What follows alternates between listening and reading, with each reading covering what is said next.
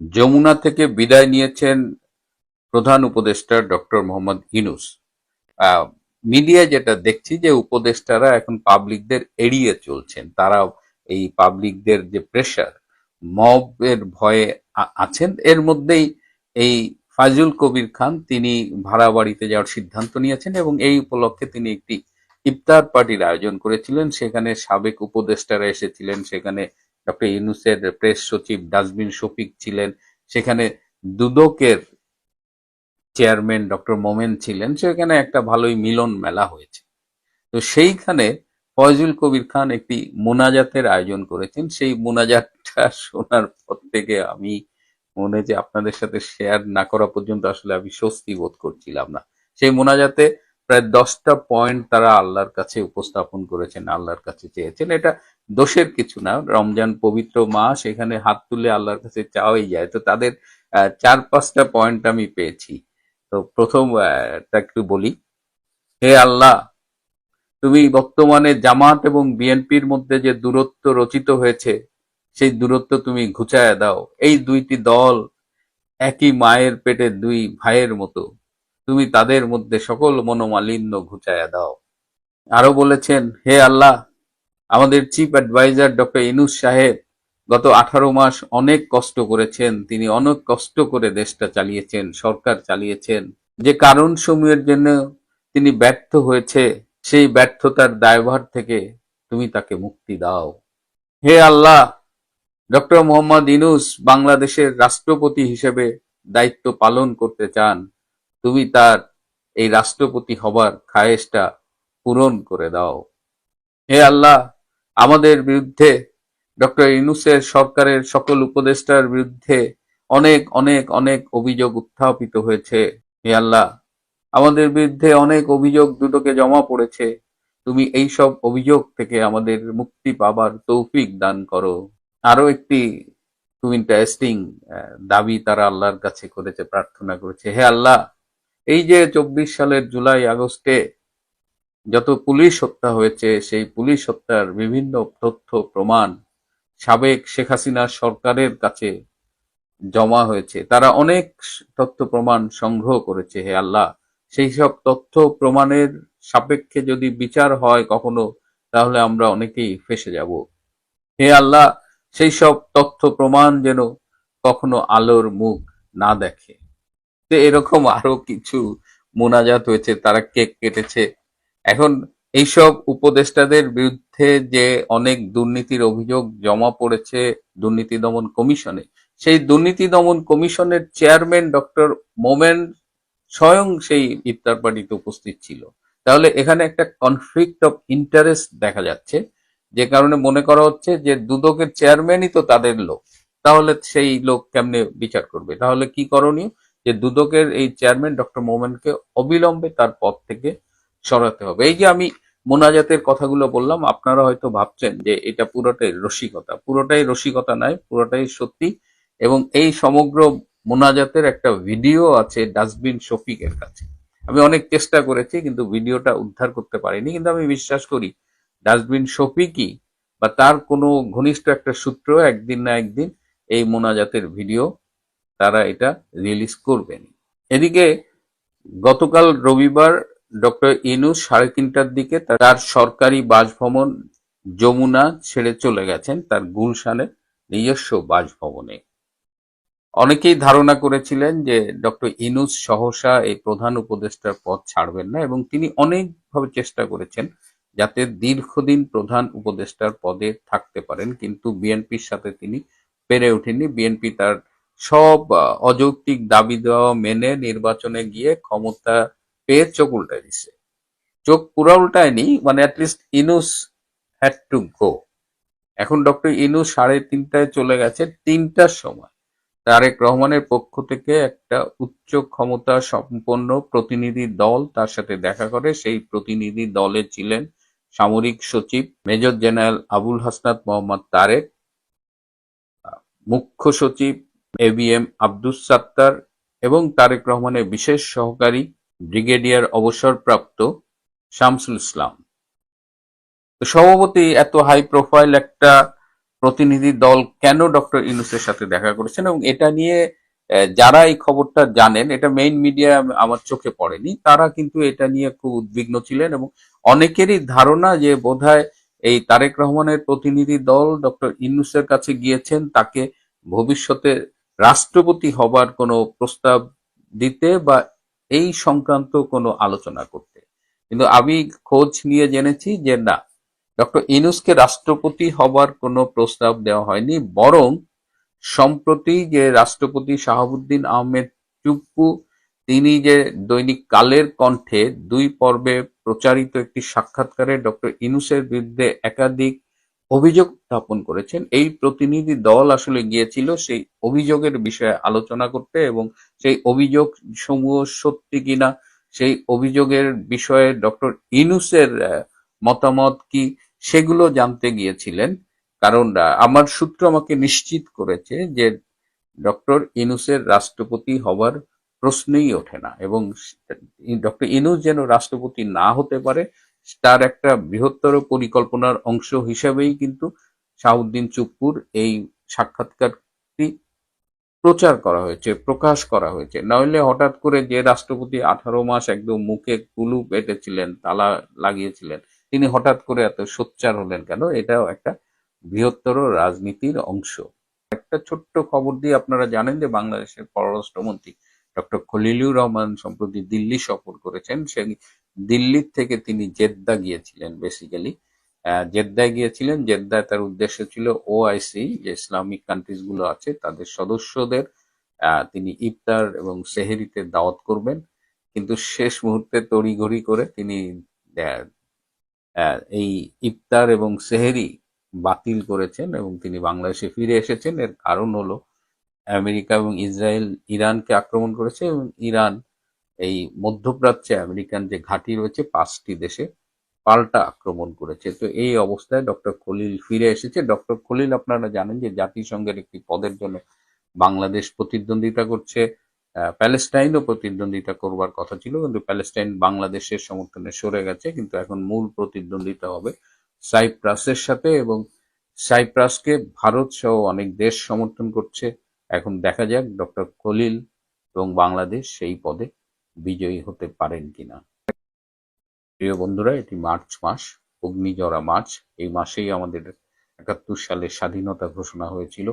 এই অগ্নিঝরা মার্চের শুভেচ্ছা সবাইকে। এগুলি সবই মীমাংসিত ইস্যু জঙ্গিদের কাছে। জঙ্গিরা যদি এই রাষ্ট্র দখল করে রাখে, তারা যদি এটা শাসন করে, এটা মীমাংসিত ইস্যু। আমরা মুক্তিযুদ্ধের পক্ষে শক্তির কাছে এগুলো মীমাংসিত ইস্যু নয়। সুতরাং আমরা এটার বিচার করবই, তদন্ত করব, এবং ভবিষ্যতে যাতে এই ধরনের জঙ্গি উত্থান আর না হয় সেটা আমরা করব। কিন্তু জঙ্গিরা জানে, ওরা জানে যে আসলে ওরা বাঁচতে পারবে না। ওদের ইয়েটা আপনার 5 আগস্টের পরে কিন্তু ফেল মেরে ফেলছে। ফেলটা কি, এটা আমি আগেও বলেছি, এই ধরনের জঙ্গিবাদের উত্থানের পরে আপনার কোটি কোটি মানুষ মেরে ফেলতে হয়, এবং তাজ হাসমির মতো জঙ্গিরা, ইলিয়াস পিনাকি, তাজ হাসমি, ওরা কিন্তু পেছন থেকে তাগাদা দিচ্ছিল সব মেরে ফেলো, সব মেরে ফেলো, এবং অনেকগুলোকে কিন্তু রাস্তায় মব করে মেরে ফেলছে, কিন্তু দেখছে যে এত মানুষকে মারা সম্ভব না, তখনই ওটা ফেল হয়ে গেছে। এবং ওরা সবাই ফাঁসির দড়ি, ওদেরকে তাড়া করে ফিরছে। ইউনূস যদি মরে না যায়, ইউনূস এই সব জঙ্গিরা এরা যদি পালিয়ে যায়, আপনার বঙ্গবন্ধুর যে পলাতক আশা খুনিরা আছে তাদের মতো জীবন যাপন করতে পারে, স্বাভাবিক জীবনের গ্যারান্টি তারা হারিয়েছে। এখন এটা আওয়ামী লীগ ক্ষমতায় আসার জন্য শুধু অপেক্ষা করতে হবে, এবং তার সব চিহ্ন কিন্তু দেখা যাচ্ছে। সাধারণ মানুষ তো যারা অর্থনৈতিক সমৃদ্ধিতে তাদের কথা ভাবতে শুরু করছে। সুতরাং মাঠ কিন্তু পরিষ্কার হয়ে যাচ্ছে আওয়ামী লীগের জন্য, এবং আওয়ামী লীগ ঠিকই দেখবেন যে অতি সত্বর, সেটা আমি একদিন 2 দিন বললে বা 6 মাস বললে হয়ে যাবে, অ্যাকশনের উপরে নির্ভর করবে, কিন্তু সুদৃঢ়ভাবে বাংলাদেশের রাজনীতিতে প্রতিষ্ঠিত হবে এবং সরকার গঠন করবে। তখন তো আমাদের মূল কাজই হবে 24-এর জঙ্গি উত্থানের সকল অপরাধীকে এবং ইউনূসকে বিশেষ করে এমন দৃষ্টান্তমূলক শাস্তি দেয়া আইনের মাধ্যমে, যাতে ভবিষ্যতে আর কখনো এই ধরনের জঙ্গি উত্থান শুধু বাংলাদেশ কেন, সারা পৃথিবীর কোথাও না হয়। যদি বিএনপি আওয়ামী লীগ একজোটে কাজ করে, একটা ভালো হয়, হতে পারে, যদি সত্যি সত্যি তার, আপনি যে বললেন যে সরকার কেমন চলছে, সরকারের সবাই বলছে যে না তারেক রহমান উদার হয়ে গেছেন, চেঞ্জ হয়ে গেছেন, তাহলে তারেক রহমানের পক্ষে এখন রাষ্ট্রনায়ক হওয়ার একটা সুযোগ এসছে। এই দ্বিদলীয় ব্যবস্থায় উনি যেটা অতীতে নষ্ট করছেন সেটা উনি সেটার পক্ষে কাজ করে, আমি এটাতে কোনো সমস্যা দেখি না। আমি বিশ্বাস করি না, কিন্তু বিশ্বাস না করেও বলতে চাই যে আসুন, ফিরে আসুন, তারেক রহমানের প্রতি পরামর্শ দিচ্ছি। হ্যাঁ, আমরা পরামর্শটা দিতে পারি, ফিরে আসুন, অথবা 5 বছর রাষ্ট্র চালাবেন বা ইয়ে চালাবেন আবার তো। কারণ হলো তারেক রহমানের বড় দুর্বলতাটা, তারেক রহমানের বোঝার ক্ষমতা তারেক রহমানের আশেপাশের লোকজনের নাই, সেটা হলো দুটা শক্তি ওনার সাথে নাই, ইতিহাস, সভ্যতা। ইতিহাসের শক্তি, সভ্যতার শক্তি হলো আওয়ামী লীগের সাথে। আওয়ামী লীগ এই শক্তিটা যদি অনুভব করে তাহলে আওয়ামী লীগের জন্য তারেক রহমানকে লাগবে না, কিন্তু যেহেতু সভ্যতা এবং ইতিহাস তারেক রহমানের পক্ষে নাই, আওয়ামী লীগকে তারেক রহমানের লাগবে। আপনি দেখেন এনারা কিন্তু 1 সপ্তাহ 2 সপ্তাহের মধ্যে কিন্তু মন্ত্রীদের কথাবার্তায় বুঝতে পারছেন যে এই দেশকে অর্থনৈতিক সমৃদ্ধি দেওয়ার সক্ষমতা তাদের নাই। আপনার ইয়ে কি বলেছে, আপনার টুকু, শেখ সেলিম সাহেবের বিআই টুকু বলেছে যে লোডশেডিং ভালো, ঋণ ভালো না, অর্থাৎ এদের কোনো ভীষণই নাই। শেখ হাসিনা ছাড়া আপনি কিভাবে কি করবেন? না না না, কিভাবে কি সম্ভব সেটা? অর্থাৎ এই ধরনের লোকজন, আমরা আওয়ামী লীগকে কত গালিগালাজ করছি, আমি আপনার শোতে করি ইয়ে করি, দেখুন আমি এটা কিন্তু ইউনূসের সময়ও বলেছিলাম, আওয়ামী লীগের সবচেয়ে অযোগ্য মন্ত্রীটাও দেখা যাচ্ছে যে শুধু ইতিহাস এবং সভ্যতা তাদের পক্ষে থাকার কারণে এই যে বিএনপির অত শিক্ষিত বা ইউনূসের এই যে পিএইচডি ধারী ডাকাত দল সবার চেয়ে কিন্তু তারা ভালো করেছে। তারা যে জায়গাটা করে নাই সেটা এখনো বিদ্যমান। তারা তাদের কথাগুলো সেন্সিবল ওয়েতে, অর্থাৎ সংবেদনশীলতার সাথে জনগণের কাছে পৌঁছাতে পারে নাই। কারণ হলো এখানে দুটো, একটা হলো সংবেদনশীলতার আপনার অনুশীলনে তাদের ঘাটতি ছিল, আর সারা বাংলাদেশকে মৌলবাদের চাদরে ঢেকে দেওয়া হয়েছে মৌলবাদীদের দ্বারা।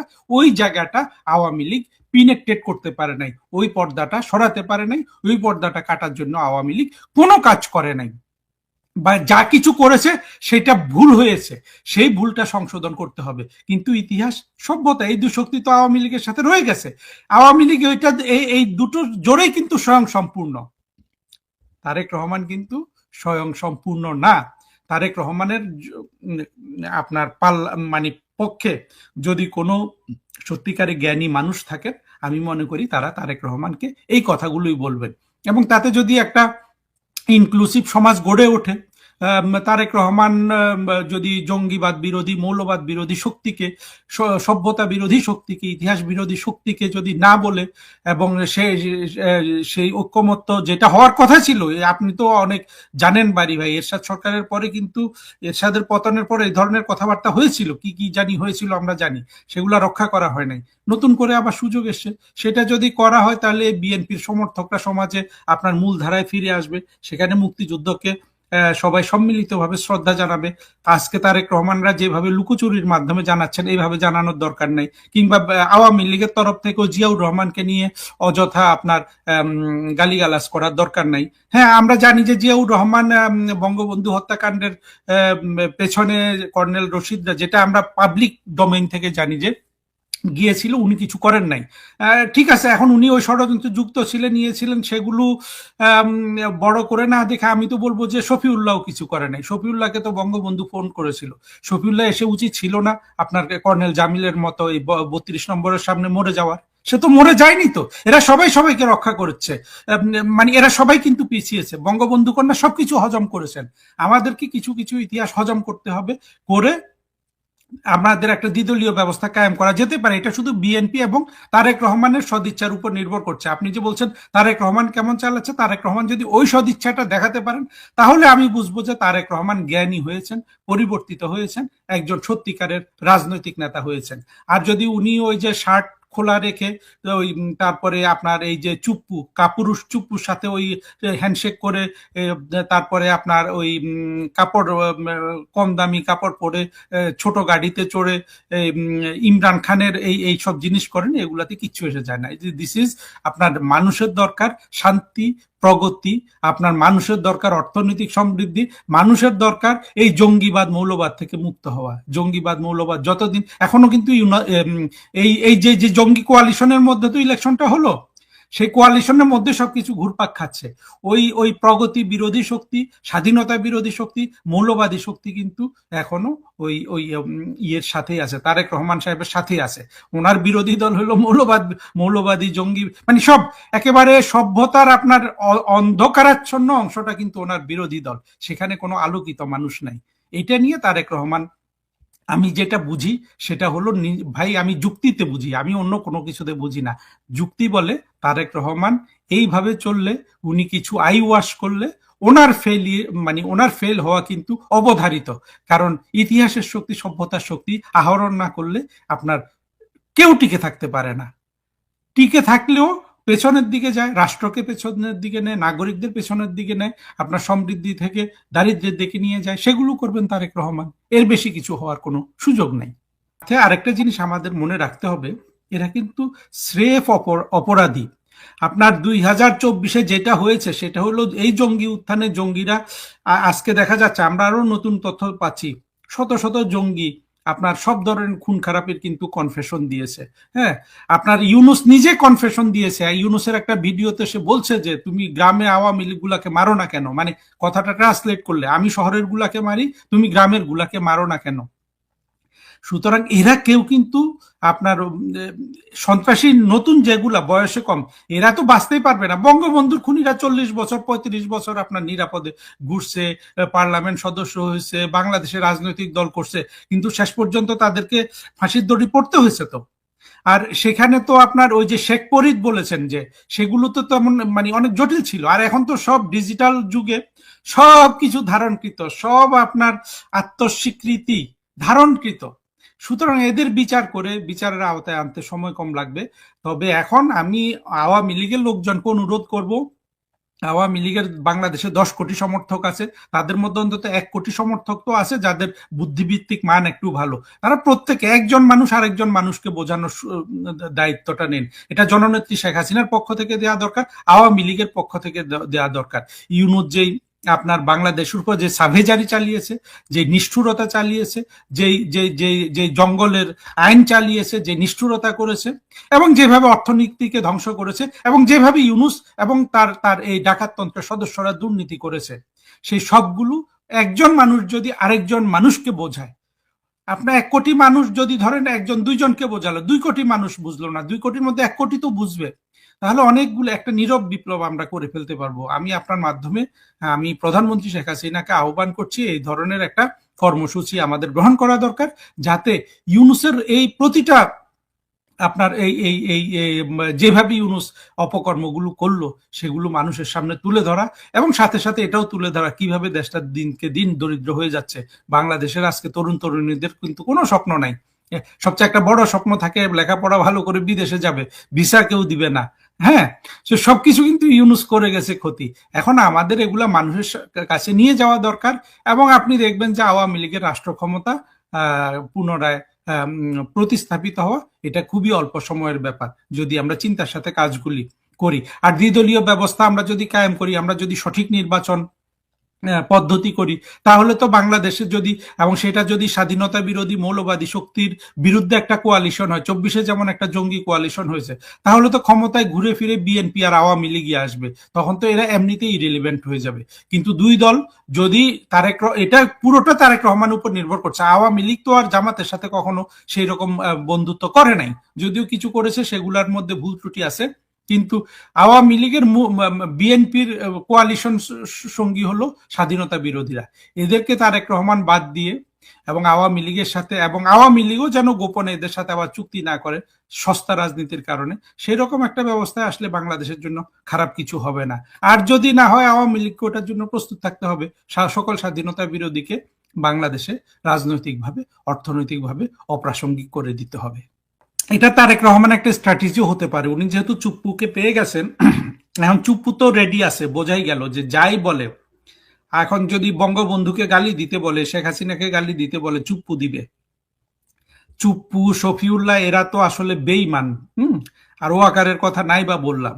দিক, তাতে কিছু এসে যায় না। কিন্তু আওয়ামী লীগের লোকজনের চুপ্পুকে নিয়ে আহ্লাদ দেখে আমার কষ্ট হয় যে মানুষগুলোর কোনো আপনার বুঝতে পারে না যে সে একটা সাক্ষাৎকার দিল, সেখানে তাকে যে একটা চাকর থেকে রাষ্ট্রপতি বানিয়েছে, সেই শেখ হাসিনার কথা নাই, বঙ্গবন্ধুর কথা নাই। সে এই লোক দেখেন কত বড় বদমাশ ছিল, কি পরিমাণ নির্লজ্জ ভাবে বলছিল যে আমি শেখ হাসিনার চরণ ধুলাটা আর পাচ্ছি না। সে কিন্তু সাক্ষাৎকারে মনে হলো যে সে আওয়ামী লীগকে চেনে না। প্রশ্ন তো করা লাগে না, আপনি কি আমাকে সব প্রশ্ন করেন বাড়ি ভাই? আমি তো আমার কথাগুলো তুলে নিয়ে আসি, আমি তো বলার চেষ্টা করি, তাই না?